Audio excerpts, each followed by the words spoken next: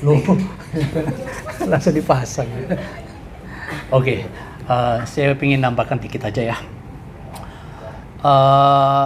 Ini kan gereja memperingati hari pencurahan Roh Kudus. Jadi ini masa yang di mana saya dulu melakukan ya. Jadi setelah Yesus naik ke sorga, maka kita menantikan 10 hari. Namanya hari Pantekosta. Dan pada momen sekarang ini, itu gereja melakukan doa, puasa, itu selama 10 hari, karena menantikan pencurahan Roh Kudus. Ya kan? Menantikan pencurahan Roh Kudus. Dan kalau Anda ke gereja-gereja sekarang, teman-teman juga semua melakukan hal yang sama, yaitu menantikan pencurahan Roh Kudus.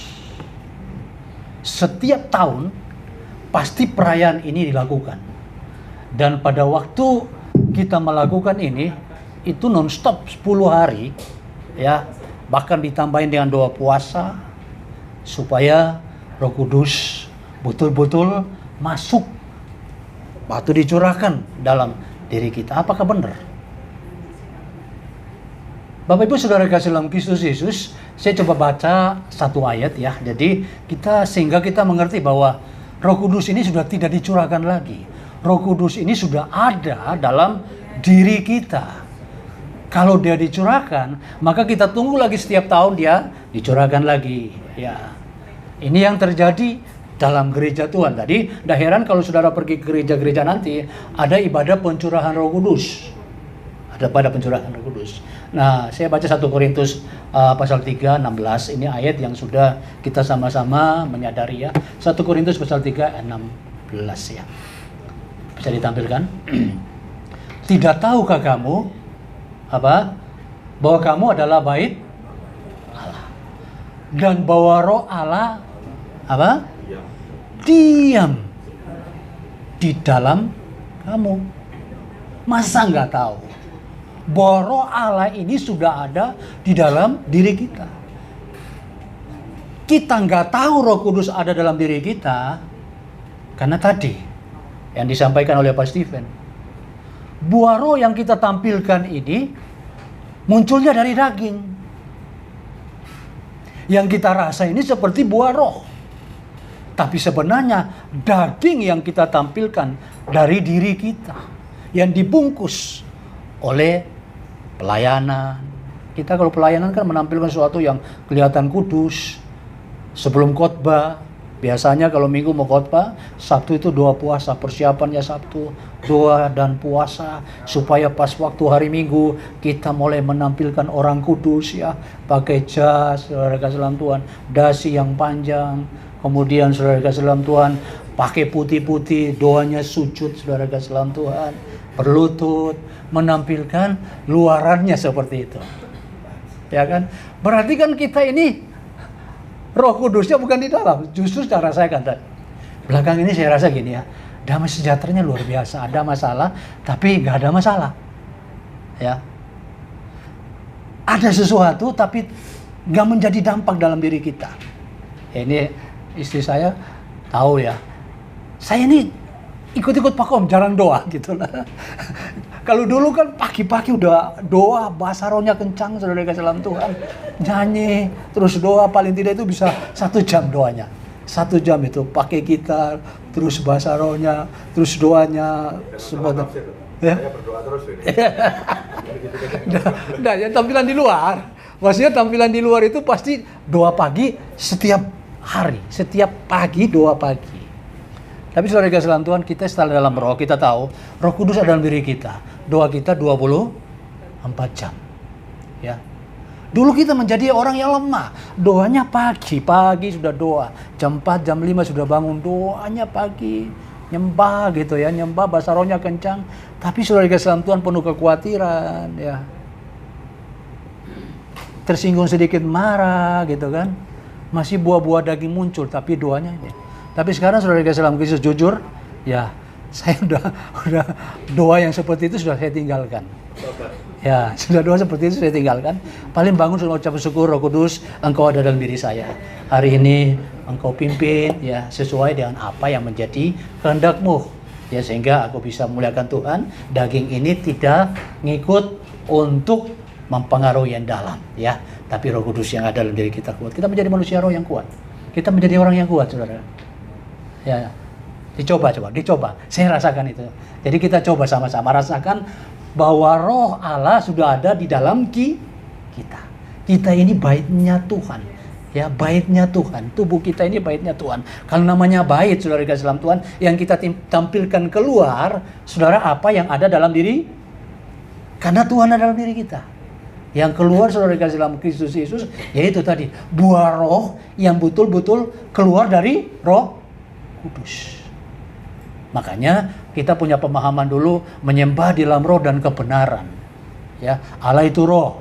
Barang siapa menyembah harus menyembah dalam roh dan kebenaran. Kita pikir lebih banyak bahasa roh yang kencang, saudara dalam Tuhan. Dulu. Tapi sekarang kita tahu bahwa ketemunya di dalam roh. Roh dengan roh. Roh hati kita dengan Roh Kudus yang ada dalam diri kita. Bicara dari hati ke hati. Bicara dari roh ke roh di dalam. Bukan di luar. Kalau di luar, waduh, kita action akan keluarnya, ya tanya Pak Yo. Itu lebih banter-banteran, saudara kasih dalam Tuhan. Bahasa rohnya banter-banteran. Ya, ada doa malam sampai pagi, sampai suaranya serak, sampai pagi itu kergantangnya kering, saudara kasih dalam Tuhan. Karena saling keras-kerasan doanya. Di Pak Yo itu biasanya rumahnya dibuka doa seperti itu. Ya, jadi saudara kasih dalam Kristus seperti itu. Rohnya di luar, tapi sekarang rohnya di dalam. Di dalam, di mana saja kita bisa nyembah.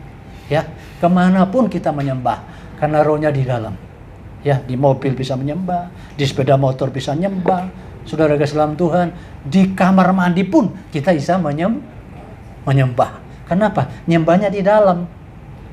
Ya, tapi kalau saudara kasih dalam Kristus Yesus, saudara ngomong yang aneh-aneh, ngomongnya di luar, waduh, tiba-tiba saudara di mall langsung ngomong yang enggak bahasa-bahasa burung, saudara, bahasa-bahasa monyet. Waduh, ini orang ini jadi perhatian semua. Ini apa ini orang ini? Orang gila ini. Bisa dianggap orang gila. Tapi kita dalam roh 24 jam kita berdoa. Di mana saja, di dapur sambil masak, ini bisa connect kan? Enak kan? Sambil masak bisa connect, sambil tidur bisa connect, lagi buang air atau bisa connect. Di mana saja kita berdoa, karena dia di dalam. Damainya lain, saudara di dalam Tuhan. Karena 24 jam kita connect terus. Bukan diatur oleh jam tertentu. Dulu saya ngaturnya gitu. Saya ikut seperti Yesus salib, ya. Pagi-pagi ditangkap, saudara kasih dalam Tuhan, doanya pagi. Kemudian jam 9 dia tergantung di kayu salib, doa. Jam 12 doa. Jam 3 juga doa. Jadi ada pengajaran yang kemudian berhasil. Jam-jam seperti itu adalah jam-jam doa. Apalagi kita nggak mau kalah sama yang seberang 5 waktu. Kita mesti lebih dari 5 waktu. Jadi kita atur malam juga doa gitu ya.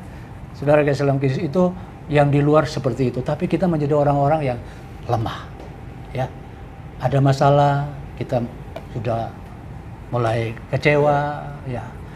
Kita sedih, kita ini. Tapi kita kalau ini di dalam ada masalah, ya udah biasa. Inilah permainan di dunia ini. Amin. Namanya kita bermain di dunia, ya sudah. Ada masalah, gak ada masalah. Wis, gak ada masalah. Karena ada Roh Kudus, amin. Sementara kok, 70-80. Habis itu kita pulang. Selesai. Ya. Pak Ivan dan saya, umur berapa Pak Ivan? Umur berapa Pak Ivan? Hah? 17. Hah? 80 kurang. Oh, 80? Masa? Iya, 70 lebih? 80 kurang. Wow, 80 kurang loh. Hah? Iya. Iya. Ya. 80 kurang banyak. Ya taruhlah kita umur 50 lah ya. 50 ke atas. Ya, singkat banget Pak. Ya, sudah singkat Pak. Makanya saya bilang sama Pak Steven, kemarin melihat orang meninggal. Ya saya, ya Putam punya mama meninggal. Kan 80 lebih, itu loh umur manusia. Tapi yang menjadi, setiap saya melihat orang meninggal, saya itu ingat begini. Kalimatnya Pak Gom itu luar biasa. Jiwanya itu ketakutan. Jiwa itu menangis. Jiwanya itu kecewa, sedih, menangis, jadi satu. Kenapa? Waktu hidup dia tidak bisa meraih surga. Daging yang menguasainya. Jiwanya mau pulang ke surga, tapi daging narik dia ke hal dunia. Jangan kita kira ini jiwa kita ini nangis loh sekarang ini. Kita kemana ini? Ke surga atau mau ke neraka ini? Jadi waktu meninggal, saya itu kadang-kadang membayangkan begitu Pak Gong. Jiwanya ini kemana ya? Jiwa ini kemana? Kalau sampai meleset, dia nggak ke surga. Jiwa ini menangis karena apa? Dia akan menderita untuk selamanya.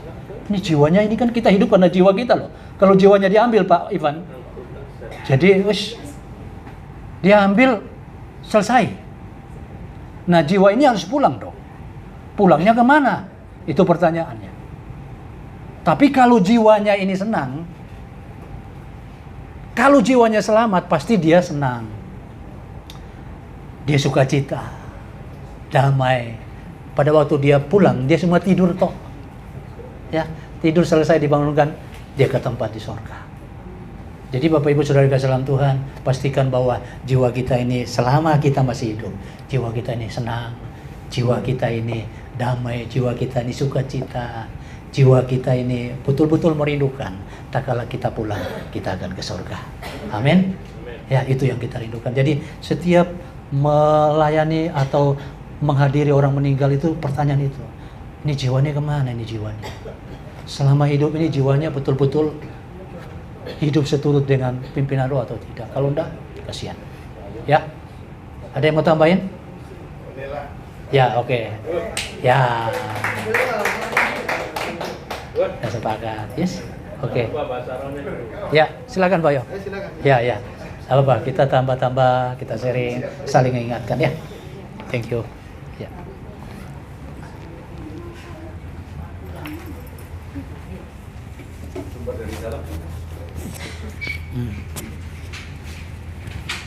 Permisi ya. Nice. Gini. Nyambung dari Pak Kong juga Pak Joni. Gini ya. Kenapa banyak orang kok suka pelayanan? Kenapa banyak orang kok suka tampil di mimbar? Kan gitu. Dan Pak Joni tadi kan nyampein bahwa saat ini adalah lagi pencurahan Roh Kudus. Nah, kan Pak Joni tadi kesaksiannya luar biasa karena dia kan pelaku gitu saudara ya.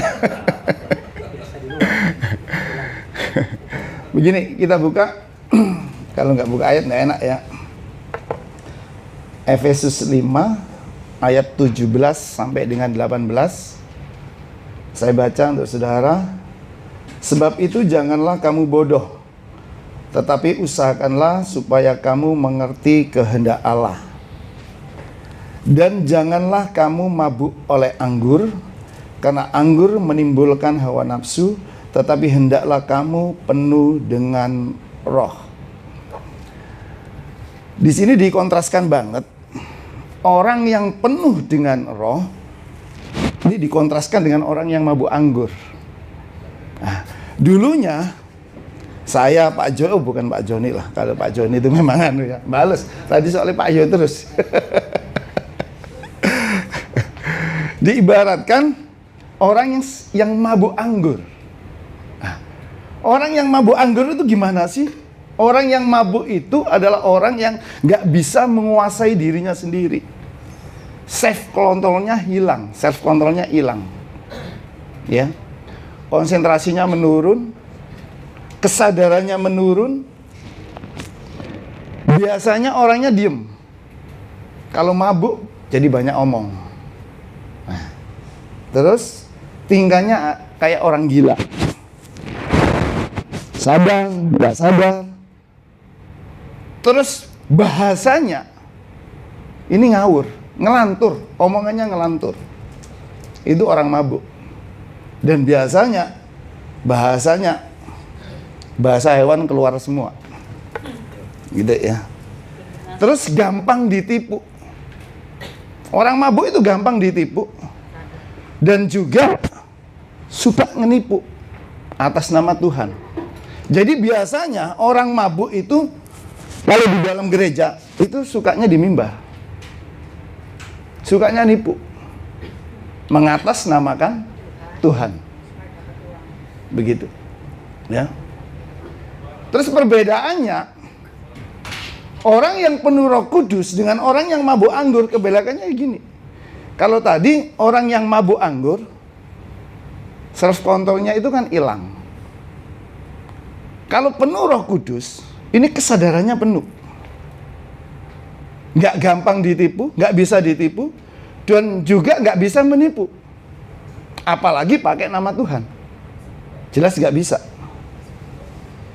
Dan yang pasti, dia akan tahu kehendak Tuhan. Tahu yang benar, tahu yang salah,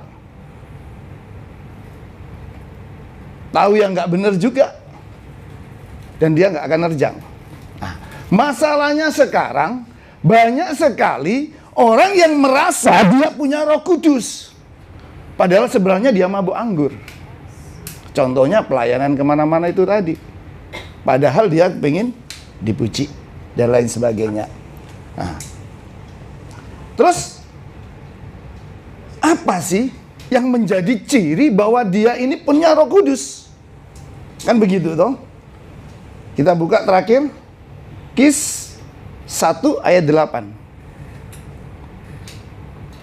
Tetapi kamu akan menerima kuasa kalau Roh Kudus turun ke atas kamu, dan kamu akan menjadi saksiku di Yerusalem dan di seluruh Yudea, Samaria, dan sampai ke ujung bumi.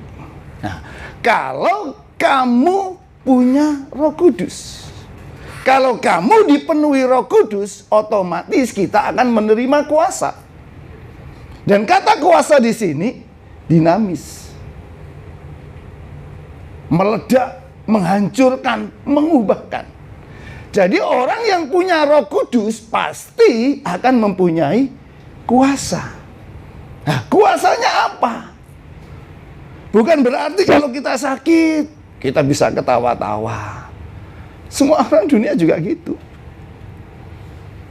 Kita punya hutang, dilunaskan. Akhirnya sukacita. Bukan yang seperti itu.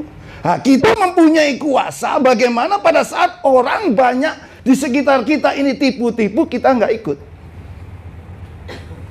Orang lain mabuk, kita nggak ikut. Orang lain berbuat dosa, kita nggak ikut. Kita mempunyai kuasa seperti itu untuk mengalahkan, menaklukkan, meluluhlantakkan dosa. Itu orang yang punya Roh Kudus. Nah, pertanyaannya, di gereja kan kagak. Jadi, kalau orang yang dipenuhi Roh Kudus, kalau di gereja sukanya ngeblak. Bahasanya ngelantur. Shikaralaya nama, shikaralaya nama. Itu dulu saya banget. Makanya benar Pak Joni tadi ngomong. Di rumah saya itu dulunya doa 24 jam. Doa semalam suntuk. Oh, kalau ini Mbak Christine juga itu pernah juga, Mbak Eli. Ya. Jadi kalau kenceng, kalau malam apalagi ya. Kenceng banget, satu RT denger. Orang-orang doa saya jalan. Jangan-jangan dilemparin batu ini. Makanya saya jalan keluar. Nah, seperti itu, saudara ya. Hasilnya akhirnya waktunya besoknya harusnya kerja, akhirnya ngantuk. Kelihatannya capek itu pasti, Pak Christine. Ya. Wah, akhirnya tambah lemah. Kelihatannya tambah kuat, kan menggebu-gebu. Kayaknya dipenuhi Roh Kudus. Ternyata tambah nggak karu-karuan. Nah, itu saudara ya. Dan orang yang penuh Roh Kudus, otomatis kan satu akan diberikan kuasa. Dan yang kedua akan menjadi saksi Kristus, bukan saksi dusta. Nah, pertanyaannya, banyak orang yang tampil di mimbar bukan menjadi saksi Kristus, tapi menyaksikan yang dari luar. Makanya banyak orang kan begini, sakit sembuh. Orang Kristen kalau sakit sembuh kan pasti senang toh. Orang di luar Kristen sakit sembuh juga senang. Bahkan orang yang nggak percaya Tuhan, bahkan orang yang menghujat Tuhan sekalipun, kalau sakit sembuh pasti senang. Jadi apa bedanya? Gak ada bedanya sama sekali. Jadi konteksnya, orang yang punya kuasa, orang yang punya Roh Kudus akan diberikan kuasa ini. Menyaksikan yang dari dalam, bukan yang dari luar. Kata Pak Kom, kalau dikasih ya enak aja. Oh, kenapa? Sekarang dulunya rajin doa, sekarang nggak doa, iya sekarang kerja. Kan gitu tuh. Nah, saya juga ya sama, ikut-ikutan. Kadang dulu itu kalau kita makan gitu ya, wah, supaya dilihat kita ini orang Kristen ya. Wah, duduk diam, ayo doa. Ayo Sela doa. Wah, mimpin doa supaya didengar orang. Kelihatan. Ya cuma doanya ya waktu makan saja. Tapi kalau doanya terlalu lambat, jangan lama-lama. Nanti ikannya hilang, kan begitu. Nah, kalau sekarang doa kita nggak seperti itu. Setiap saat, setiap waktu kita berdoa. Karena Tuhan ada di dalam, bukan di luar. Nah, yang dulunya kita ini menganggap kita ini orang yang paling luar biasa. Paling suci. Makanya kadang di mimbar gini saya suka takut, makanya agak miring dikit saudara ya. Kan gitu. Jadi kembali lagi terkait Roh Kudus tadi, banyak orang euforia seperti itu, mengaku dirinya punya Roh Kudus, pelayanan kemana-mana, memang hebat, pelayanan kemana-mana hebat, apalagi WL, apalagi kayak Cik Wulan gini ya, wis penuh dengan kuasa dari yang maha tinggi. Kalau nyanyi, wih surga bergetar. Surga ini terbuka kalau Cik Wulan nyanyi ini. Tapi kan kembali lagi, itu Cik Wulan. Tapi pada saat Cik Wulan tidak bisa mencetak Cik Wulan yang berikutnya. Gini. Begitu juga Pak Joni. Pak Joni hebat kalau khotbah. Menyaksikan yang dari dalam. Tapi kembali lagi, kalau Pak Joni nggak bisa mencetak orang-orang yang luar biasa, lebih luar biasa dari Pak Joni. Dalam konteks kita sekarang yang ngakunya dikuasai oleh Roh Kudus, penuh dengan Roh Kudus, sekarang saatnya kita mengabarkan. Supaya orang lain, orang yang di luar sana juga mengalami yang seperti kita alami. Merasakan yang kita alami. Gitu. Kalau cuman kita, ya semua orang bisa. Karena anak saya tadi, Pak, cukup 10 menit saja. Oke. Jadi sekarang saya serahkan. Dari kemarin itu kan semuanya cowok-cowok, sekarang gantian si yang wanita. Saya kira silakan Bu Kom bisa nyambung atau yang lainnya. Yang lainnya monggo. Masih ada waktu, silakan.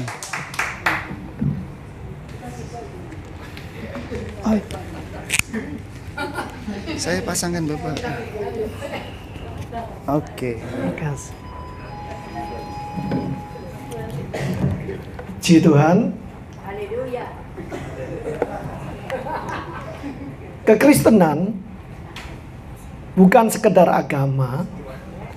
Kekristenan itu kehidupan di dalam Tuhan Yesus Kristus.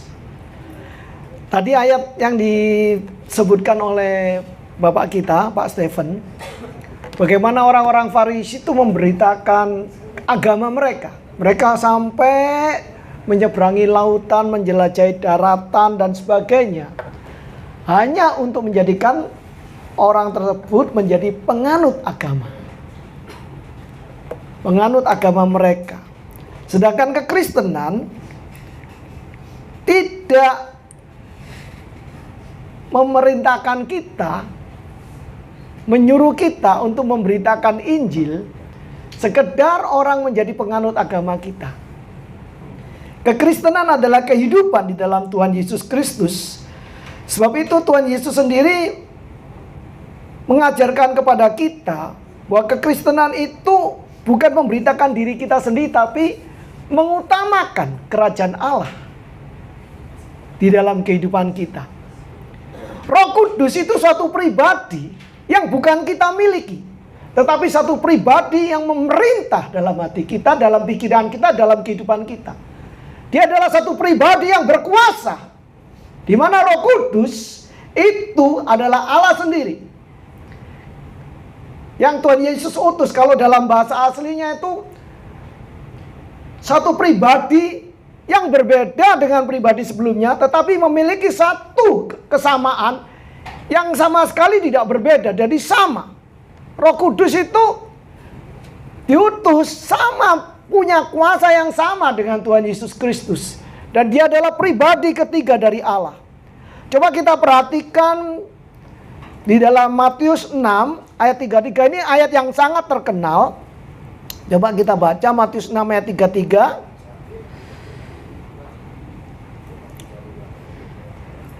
Tetapi carilah dahulu kerajaan Allah dan kebenarannya, maka semuanya itu akan ditambahkan kepadamu. Dalam bahasa aslinya itu kata carilah itu dari CTO, dan dahulu itu first itu dari kata proton. Jadi kalau diterjemahkan, ya ini karena waktunya ya. Jadi saya terjemahkan itu kalau sebetulnya itu dikatakan begini. Tetapi utamakanlah dahulu kerajaan Allah dan kebenarannya. Jadi kerajaan Allah itu kita tempatkan di tempat yang terutama dalam hidup kita. Bukan kita yang kita beritakan, bukan aku kita yang kita beritakan, tapi Allah yang kita utamakan dalam segala hal. Maaf, saya berdiri di mimbar ini bukan sekedar untuk tampil, karena tidak ada upahnya Pak ya. Tidak ada gajinya. Tetapi saya mau menyampaikan sesuai dengan yang Tuhan ingin saya sampaikan, untuk supaya kita lebih mengerti. Jadi kita mengutamakan kerajaan Allah dan kebenarannya, bukan diri kita sendiri. Memang seperti yang dikatakan oleh Bapak ini, kita sudah ada Roh Kudus ya Pak. Jadi kita tidak perlu minta Roh Kudus lagi. Tapi yang kita minta itu bukan kita minta Roh Kudus. Kita mohon Roh Kudus memerintah dan berkuasa atas kita. Kita melakukan kebenaran firman Allah. Kita mengutamakan kerajaan Allah. Kalau kita melakukan terus-menerus dalam kehidupan kita, itu kita memberikan ruang Roh Kudus memerintah dalam hidup kita sepenuhnya, berdaulat. Allah berdaulat atas kita, bukan kita atas diri kita sendiri. Bukan kita ini ingin ya tampil beda dari yang lain, bukan. Memang kita harus tampil beda dalam arti kita mengutamakan kerajaan Allah dan kebenarannya. Bukan supaya kita dipuji orang, bukan kita supaya cari cari uang, bukan. Kalau saya mau cari uang, dari dulu saya bisa cari uang untuk mengumpulkan diri saya sendiri. Ketika saya pelayanan merintis gereja di Jakarta, saya ngajarkan persepuluhan, tapi saya tidak mengambil persembahan persepuluhan untuk diri saya. Saya tunjukkan kepada mereka, saya kembalikan kepada uang kas. Dan ternyata Tuhan tidak pernah membiarkan saya kekurangan. Bahkan saya berkelebihan, saya bisa membantu banyak orang. Saudaraku, kalau kita mengutamakan kerajaan Allah dan kebenarannya, wis dah, percaya wae, ngandel wae istilahnya. Semuanya dipelihara Tuhan. Saya alami banyak hal. Kalau saya saksi nanti katanya saksi dusta. Tapi kenyataannya saya memang mengalami. Dan saya alami karena Roh Kudus yang menolong saya. Baik pada waktu saya ke Israel dan ke Amerika dan sebagainya, saya mengalami banyak hal. Bagaimana HP saya sampai hilang, ketinggalan di Dubai. Saya tahu ketika HP saya ketinggalan di Dubai, saya waktu itu merasa Tuhan, HP kok hilang. Harusnya kan saya sedih harusnya. Tapi Tuhan bilang, bersukacitalah senantiasa mengucap syukur. Oh iya, proses mulai jalan. Makanya saya tetap bersukacita. Dan ternyata HP-nya balik waktu saya kembali ke Dubai tanggal 8. Dan semuanya kalau saya ceritakan tuh koyoknya kebetulan. Enggak kebetulan. Saudaraku, setiap kita pasti punya proses yang berbeda. Saya punya proses berbeda, saudara pun punya proses berbeda. Kita nggak bisa sama, nggak bisa mengharuskan, oh kamu harus ngalami seperti ini, seperti saya. Enggak bisa. Saya enggak bisa memaksa Pak Stephen mengalami seperti yang saya alami. Dan Pak Stephen pun tidak bisa memaksakan, oh kamu harus mengalami seperti yang saya alami. Enggak bisa. Masing-masing kita itu berbeda. Tubuh Kristus berbeda. Ada yang jadi mulut, ada yang jadi mata, ada yang jadi macam-macam. Jadi berfungsilah sebagaimana engkau dapat berfungsi untuk kerajaan Allah. Jadilah menurut yang Allah kehendaki dalam hidup kita masing-masing. Kerajaan Allahnya yang mana yang diberitakan? Ya. Kerajaan Allahnya mana yang diberitakan? Maksudnya? Jadi Pak Evan kan bilang, memberitakan kerajaan Allah. Yang mana yang diberitakan? Nah, kerajaan Allah itu sesuai dengan yang Tuhan beritakan itu. Kita harus memberitakan kerajaan Allah, kerajaan yang Tuhan kehendaki dalam hidup kita. Kerajaan Allah itu kerajaan dari Allah sendiri. Kalau dalam bahasa, kalau kita Di luar atau yang di dalam? kerajaan Allah yang di dalam kita dan kita di dalam kerajaan Allah, kita jadi satu dengan kerajaan Allah. Kita saksi Kristus atau kerajaan yang di luar, coba? Ayo coba. Kenapa? Yang namanya memberitakan kerajaan Allah itu, kerajaan yang di luar atau yang di dalam kita? Nah, kalau kita menjadi satu dengan kerajaan Allah, kita itu bukan kerajaan Allah di dalam di dalam kita juga ada di dalam kerajaan Allah. Jadi satu, menjadi satu kesatuan yang tidak dapat dipisahkan. Siapa yang diberitakan? Ya Tuhan kita, Tuhan Yesus Kristus. Lewat apa? Lewat perbuatan-perbuatan kita, lewat kesaksian hidup kita. Dan kita mengutamakan itu dalam kehidupan sehari-hari. Misalnya contohnya tadi, kita berdoa, nggak usah, maaf ya, ini tanggapan saya tadi. Nggak usah nyediakan waktu. Boleh nyediakan waktu untuk Tuhan. Kita bisa berdoa di kamar mandi seperti saya berdoa di kamar mandi, dimanapun saya berada. Tetapi kita juga harus menyediakan waktu untuk bersekutu dengan Tuhan. Ini menurut saya, maaf, mungkin berbeda sedikit sih, sebentar. Coba dipotong terus nanti, nggak sinkron, nggak nyambung. Nah. Ya nanti boleh yuk komentar lagi. Kalau dipotong terus nanti nggak nyambung. Nah, ya nanti kalau nggak ya saya berhenti, saya selesai, saya turun. Nah, kalau kita menyediakan waktu, seperti kalau kita punya istri, saya punya istri. Memang kita 24 jam sehari-harian di rumah. Tetapi ada saat-saatnya saya harus berhubungan intim dengan istri saya. Dan hubungan intim inilah persekutuan yang indah antara suami dan istri. Jadi kita mengutamakan kerajaan Allah itu dalam kehidupan kita sehari-hari. Sehari-hari kita tidak mengatakan, aku ini gini.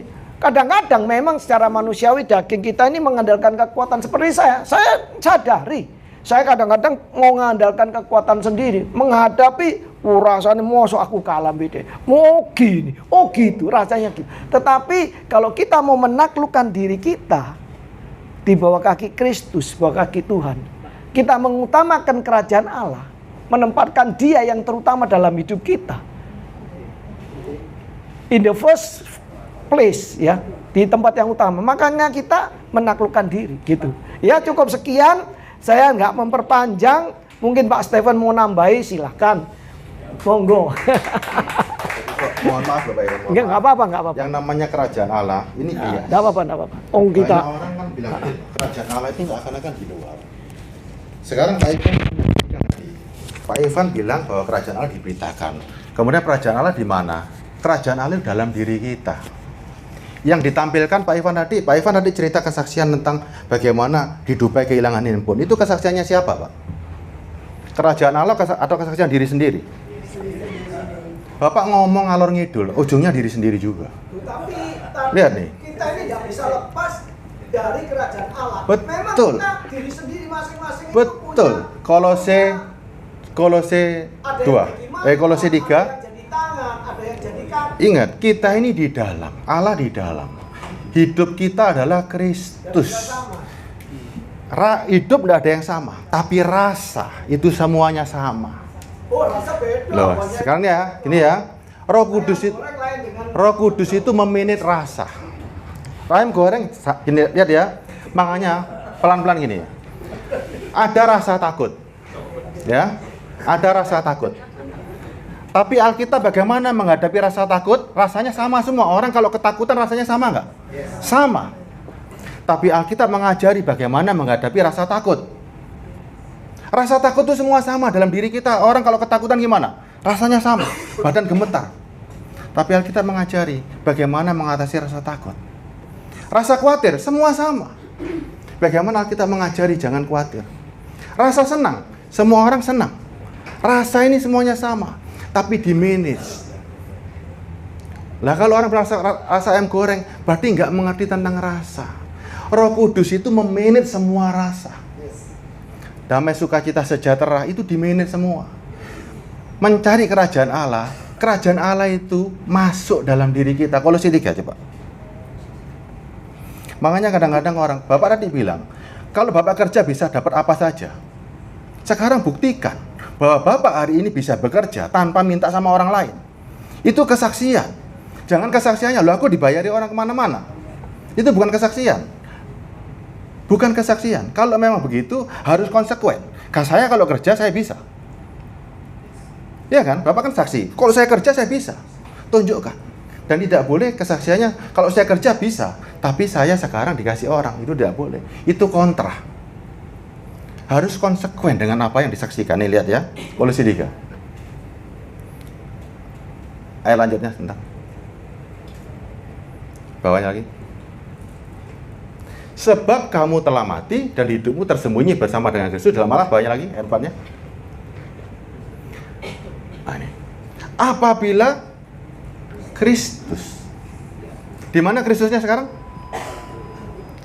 Adalah yang saya maksud, kita menampilkan kesaksian kita itu adalah kesaksian yang di dalam, bukan daging. Kesaksian Kristus ini loh, bahwa waktu kita menghadapi masalah, Yesus menghadapi masalah gimana caranya? Waktu Yesus kena masalah, gimana cara menghadapinya? Tenang. Waktu Yesus menghadapi badai gimana? Kita ini niru. Apa yang Yesus lakukan kita tampilkan hari ini. Karena dia diam dalam diri kita. Yang kita tampilkan berarti Bapak nggak nangkep bahwa yang di dalam yang saya tampilkan, bukan yang di luar. Saya sekarang, misalnya, ada orang garain, digarain orang misalnya, dimaki orang, dimakan orang. Respon pertama, gimana kira-kira? Kalau Yesus diludahin orang gimana? Yesus diludahin orang gimana? Biasa. Kalau manusia diludahin orang? Nggak. Jadi kita ini adalah Kristus. Kita ini menampilkan kehidupan Kristus. Makanya jangan takut bahwa apa yang kita tampilkan bukan untuk sombong, tapi kita menampilkan ini loh, hidupku bukan aku lagi, tapi Kristus dalam aku. Kerajaan Allah itu kita bukan ngomong percaya Yesus ada surga, bukan di luar lagi, ini di dalam, supaya orang tahu ini loh orang Kristen, bahwa ada kehidupan. Matius 28 ayat 19-20. Banyak orang yang salah baca ayat ini. Coba bukakan. Bukakan ayat 20-nya dulu. Matius 28 ayat 20. Ajar mereka melakukan segala sesuatu yang telah kuperintahkan. Hidup kita ini, itu yang kita saksikan. Dan ketahuilah aku menyertai kamu sepanjang sampai kepada akhir zaman. Orang cuma baca ayat 19-nya tok. Coba 19-nya. Karena itu pergilah, jadikanlah semua bangsa muridku dan baptislah mereka dalam nama Anak dan Roh Kudus. Padahal caranya gimana? Ayat 20-nya. Nih loh, ya. Ajar mereka ya melakukan segala sesuatu yang telah kuperintahkan. Berarti siapa yang ngajar? Ya kita. Makanya hidup kita inilah yang kita hari ini yang kita beritakan. Hidup kita ini yang kita beritakan. Kesaksian kita ini yang kita beritakan. Tapi kita yang mana? Yang di luar atau yang di dalam? Kalau yang di luar tadi kehilangan handphone, itu di luar, bukan di dalam. Dapat tiket, siapa yang dapat, daging atau dalam?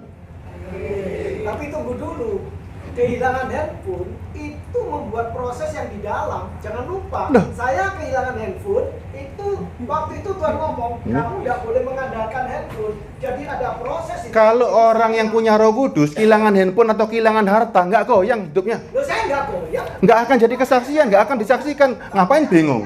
Akhirnya apa? Ada proses terjadi Pak Ivan, dalam hidup saya. saya kehilangan uang, Iya. berapa miliar pun, nggak ada kesaksian di sini. Nggak ada kesaksian. Bapak handphone. Saya kehilangan, kalau misalnya saya menyaksikan daging saya, tahu nggak saya kehilangan uang berapa miliar? Itu kesaksian daging yang di luar, bukan di dalam. Yang di dalam nggak ada begitu. Tidak ada dampak untuk yang di dalam. Makanya Bapak belum bisa bedakan mana yang daging, mana yang dalam.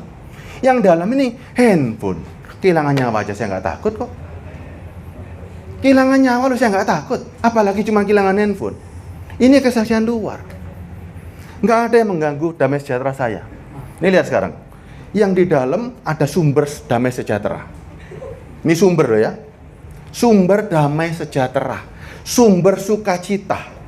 Ya, sumber dari dalam. Saya kehilangan orang tua. Gimana kesedihan saya? Sumber saya. Bisa nggak saya bersedih sampai saya gulung koming? Tanya mama saya. Tanya sama saya. Orang tua saya cintai nggak kira-kira? Tapi ada sumber sukacita yang di dalam. Bagaimana saya mengatasinya? Itu saya kehilangan orang tua loh. Mama saya lihat. Sekarang ada sebuah sumber yang begitu kuatnya, Roh Kudus. Sorga sudah ada di dalam diri kita. Kehilangan handphone. Apa nggak lucu hamba Tuhan? Hanya kehilangan handphone dijadikan kesaksian bahwa damai sejahteranya ini. Nggak ada. Kalau nggak hilang nggak usah disaksikan. Nggak ada kesaksian begitu, Pak. Mengatakan Tuhan itu merupakan proses di mana saya tidak mengandalkan handphone. Iya, kalau nggak hilang ya biarin aja, Pak. Akhirnya kembali. Nggak ada kesaksian seperti itu. Karena saya tahu itu merupakan proses, ternyata buktinya kembali. Ada gunanya nggak?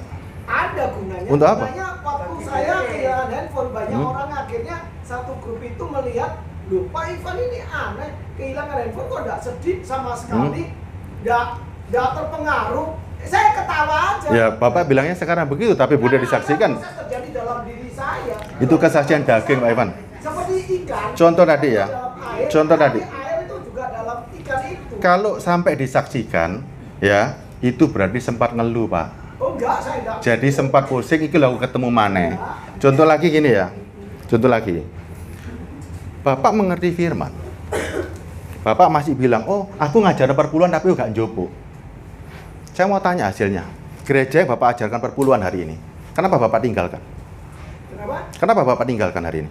Siapa yang tinggal? Gereja yang Bapak ajarkan perpuluhan di Jakarta, kenapa Bapak tinggalkan? Saya tidak tinggalkan. Kalau- Bapak tahu nggak waktu itu papa saya meninggal. Dan saya tanya Tuhan suruh saya pulang ke Surabaya. Akhirnya saya serahkan, tanya Tuhan lagi, Tuhan ini serahkan ke siapa? Saya pulang ke Surabaya. Serahkan Pak Daniel Theophilus. Saya taat, saya belajar taat karena waktunya kamu kembali ke Surabaya. Untung saya kembali ke Surabaya. Terus? Kenapa? Akhirnya saya bisa menyelesaikan masalah keluarga saya. Kalau saya ceritakan, nanti nggak enak. Jadi banyak orang gini loh, Evan. Saya bisa membuat saudara-saudara saya akhirnya rukun kembali karena saya pulang ke Surabaya. Saya sampai bilang, untung aku nggak mementingkan diriku sendiri. Sehingga taci-taciku akhirnya bisa rukun kembali. Nah, ini kan kontra. Ini kan kontra, ini kesaksian kontra.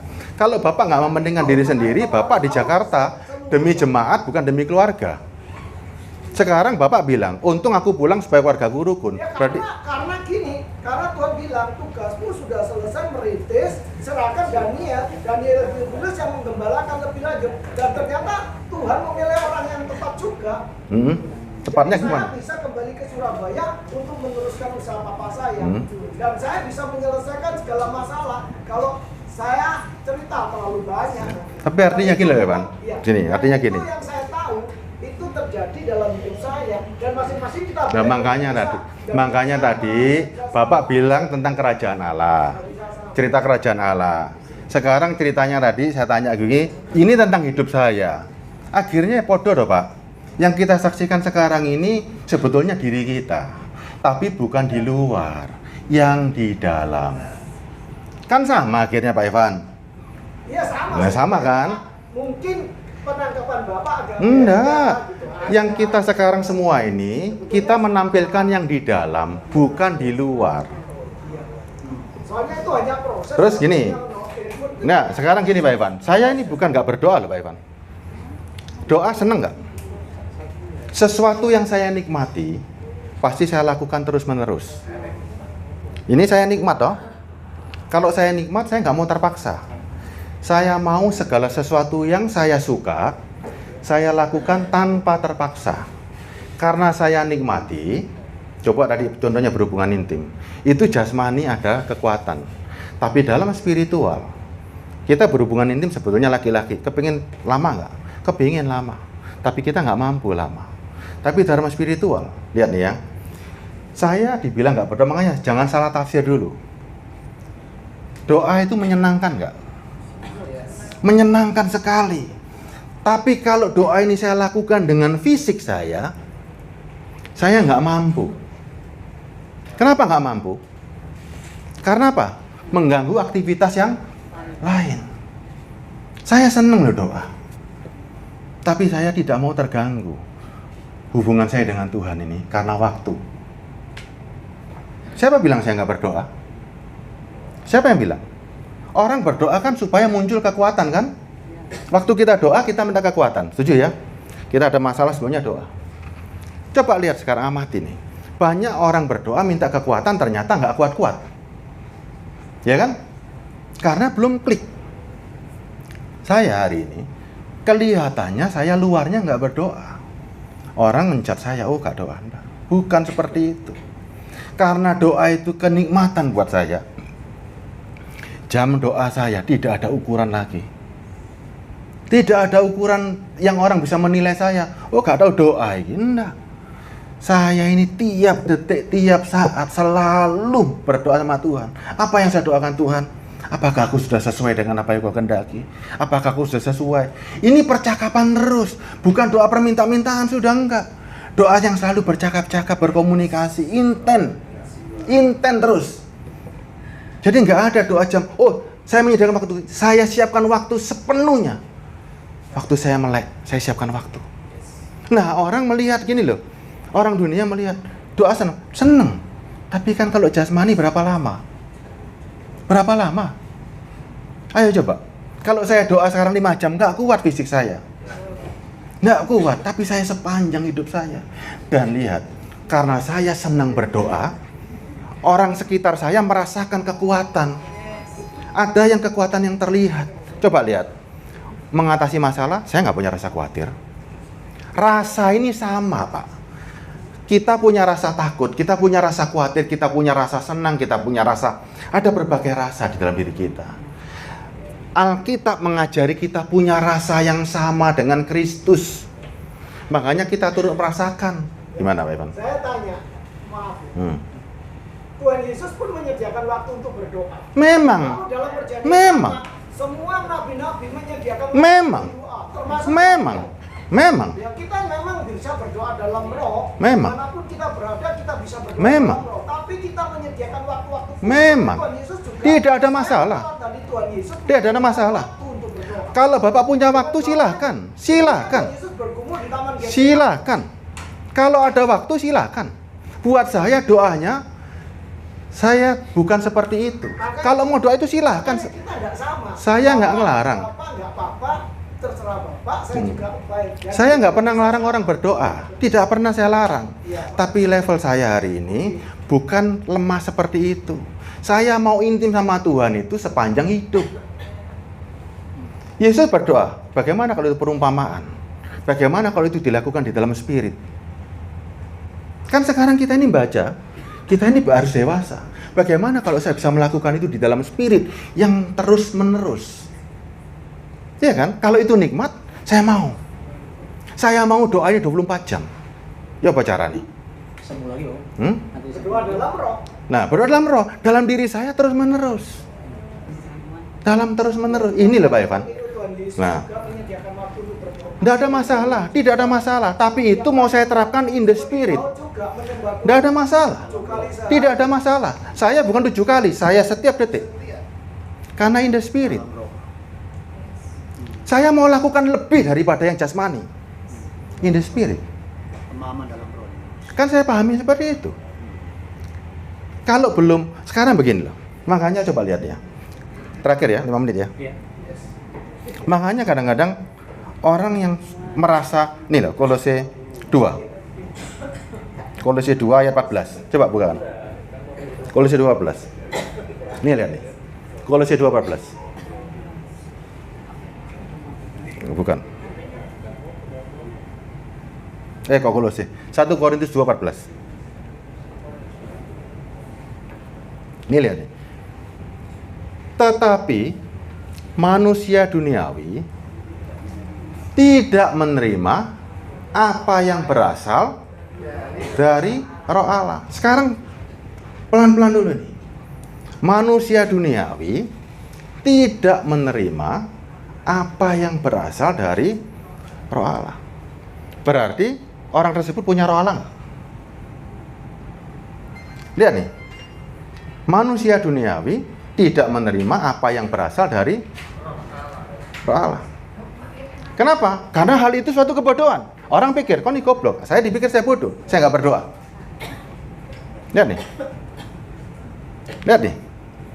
Ia tidak dapat memahaminya sebab hal itu hanya dapat dinilai secara pelan-pelan dulu ya. Tetapi manusia duniawi tidak menerima apa yang berasal dari Allah. Ingat ya. Ada garis besar nih. Manusia duniawi tidak menerima apa yang berasal dari Roh Allah. Firman dari Allah nggak? Firman ini spirit nggak? Semua ini spirit loh. Berasal dari Roh Allah. Hikmat juga dari Roh Allah. Lihat ya gambarannya ya. Sekarang kita ngomong nggak? Hari ini, kita semua hari ini sudah mengaku manusia surgawi atau manusia duniawi ini sekarang. Ini ukurannya loh.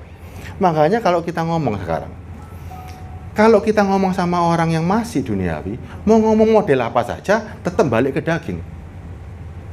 1 Korintus 3 ayat 4. Ayat 3-nya coba, 3. Ayat 3-nya. Nih. Karena itu kamu masih manusia duniawi. Apa cirinya sebenarnya? Salah satu toh ini loh ya. Sebab jika di antara kamu ada iri hati dan perselisihan, bukankah hal ini menunjukkan bahwa kamu manusia duniawi dan kamu masih hidup secara manusiawi? Ini salah satu dari 7 pilar. Jadi jangan sampai kita ini sekarang begini loh. Saya pun juga harus cek-recek terus. Manusia duniawi tidak mungkin mendapat apa yang dari Roh Allah. Contoh nanti baca ayat perpuluhan. Nanti Pak Evan sama saya nanti ya. Kalau masih bingung dengan hukum Musa, terus ngaku punya Roh Kudus yang mana? Ini nanti. Saya lanjutkan setelah ini. Ya, waktunya saya serahkan Pak Joni. Ini loh. 1 Korintus 2 sama 3 nih ya. Manusia duniawi tidak menerima apa yang berasal dari Roh Allah. Karena baginya adalah suatu kebodohan. Yang dilihat Alkitab pun juga sama. Semua Alkitab yang dilihat hanya semuanya yang jasmani. Alkitab ini rohani. Berisi ajaran, berisi pengertian, semuanya rohani. Tapi yang dilihat coba, kalau melihat Daud berdoa. Daud doa, Yesus doa. Kenapa nggak bisa mengartikan dalam arti spiritual? Kenapa? Karena masih manusia duniawi. Dibulak-balik tetap cari balik daging. Tetap balik daging. Nanti kita baca, kita sharing berdua. Yuk. Betul. Amin. Ya. Yuk, kasih tepuk tangan dulu. Ya. Nah, jadi diskusi yang bagus untuk hidup kerohanian kita. Oke, kita akan siapkan diri kita untuk masuk dalam perjamuan. Saya undang pelayan perjamuan. Kita berdoa.